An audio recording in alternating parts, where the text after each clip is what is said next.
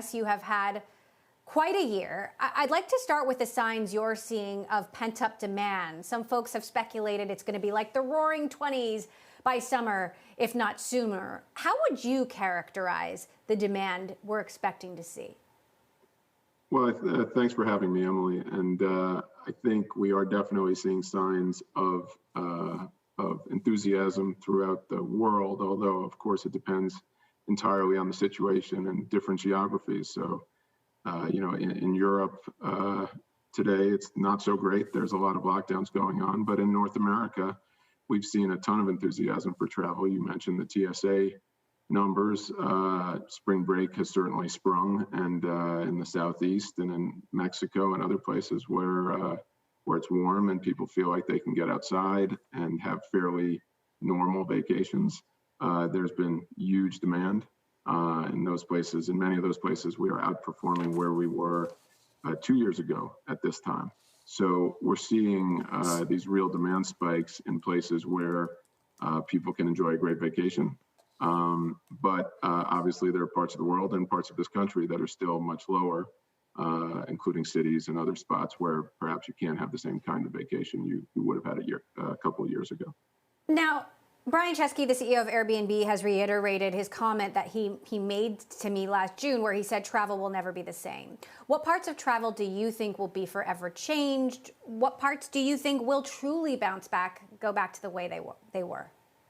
Yeah, I've heard Brian say that, and I have tons of admiration for Brian, but I disagree with him on this. I think travel will largely go back to what we knew. I think I'm hard pressed to point to an area that will not, rebound. Lots of people like to pick on corporate travel, and I think there are reasons to think that will take somewhat longer to come back. And it may be forever changed in the sense that internal corporate travel and other kinds of travel may be different, but equally, if we have more remote work, there may be more use cases where business people need to travel to get back together with their own teams. So I don't think we know yet. I'd say corporate's the biggest question mark, but I'm generally bullish that it will largely be back. And as far as leisure, as far as where people go, how they go, for sure they've discovered some new things in this. And in our case, Vrbo has been a very strong use case for customers, and we think it's terrific that new customers have had a chance to experience what Vrbo is all about. And for sure, they will think about that when they're planning future vacations. But I don't think everyone's decided that they'd rather go to a national park than Paris or Rome or Shanghai. I think they've just had to adapt, and they've found great opportunities to vacation. I think it will largely be back to the way we knew it, and I think that'll be great for the industry and great for me and you, who probably are dying to travel just like everybody else. Interesting, you hitting on some of, taking a counter position to some of Brian Chesky's points there. Let's talk about Vrbo versus Airbnb. Can you tell us how much inventory overlap there is at this point and what your sort of playbook is to differentiate it from Airbnb, given that you do rely more, as I understand it, on traffic from Google? Well, that's historically somewhat true, and we certainly, Airbnb has said they're out of performance marketing. We are not, but we have been extremely robust and successful during the pandemic. In fact, in all of our largest markets, we've grown share against Airbnb, and we've been, very successful, as I say, because consumers are really looking for our use case. The overlap we don't really publish, and it's not precise since we don't have each other's exact numbers, but there is some, considerable overlap. I would say our differentiators, we're all about the whole home experience. Which has been, again, really important during COVID. People want the four walls of their building to themselves, whether it's a condo or a home, and there's been huge demand for it. And we've driven great success. I know Airbnb likes to quote their numbers. We've driven more new host booking value than Airbnb has during the same period. And on average, our hosts make substantially more than an Airbnb average host. So we think we have a lot of great attributes for hosts. We think we have terrific inventory for consumers. We don't cover every use case, and there are places we are not. That certainly Airbnb is, but in the places where we are strong, we've been very strong during this. Well, anecdotally, I've definitely noticed some better prices on Vrbo, so I will say that. When do you That's good. see hotels coming back to pre-pandemic levels? Will hotels ever come back to pre-pandemic levels? I have zero doubt in my mind that hotels will be back. In fact, in the places I mentioned, like South Florida, like Mexico, again, we are seeing booking levels at or above, 2 year ago levels, so normalized levels.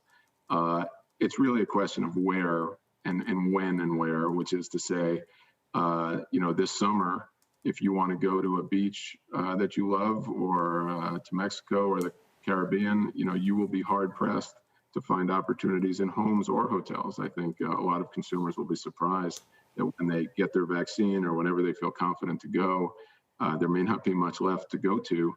Obviously, we'll have tons of other things, lakes and mountains and other great places to go. But I think what you'll see is all of that will fill in, with the exception potentially being that it takes longer for cities to come back, depending on how cities open up. So when New York opens the theater, when museums are open again across the globe, when those kinds of opportunities, when restaurants are open and you can eat at them normally, I think people will flow back into all of those places. But in the meantime, it's really a question of what is consumer confidence in terms of your confidence and your safety. And then what is the place going to be like? If you can go to a beach in Mexico, it's going to feel a lot like a beach in Mexico. If you go to a city where a lot of restaurants are still closed, or you can't go to the theater or whatever it might be, then that's going to be a very different experience, and you might wait. Right. Now, Peter, you took over last year at the height of the pandemic terror, in the middle of the travel halt, the flood of cancellation. So you have had quite a year. You went through a restructuring, 3,000 jobs cut. I'm curious what you've learned from that, and how you think Expedia, even if travel comes back, how might Expedia be a different business going forward, given what you've been through? Yeah, well, in a lot of ways, obviously it was a terrible time. We experienced what you've heard from all travel CEOs across the globe. We had huge cancellations. We had a lot of customer issues to deal with. We had supplier issues to deal with. And, we try to take care of our suppliers just like we try to take care of our customers. So it was a very tough time.